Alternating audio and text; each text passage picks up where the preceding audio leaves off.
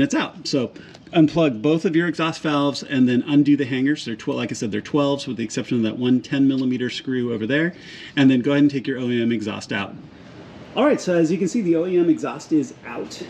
So, and this is where I want to make one side note up there when I get to the top bracket up there. It's actually an 8mm, not a 10mm, but I'll point that out here in a second. So here are your valve flap actuators. There are 3 10mm bolts that hold them down. Make sure that you mark them driver's side and passenger side because you're going to put them back in the same position when they go back. And again, stressing that they were in the open position when you stopped the car.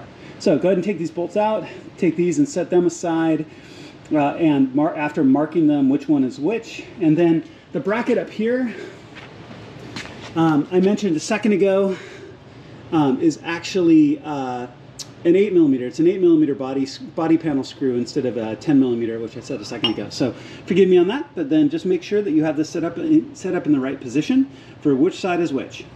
Okay, so back here underneath the car, you're going to want to go ahead and take a metal file and deburr any of your edges. You can definitely see where I've got a little bit of metal from my cuts.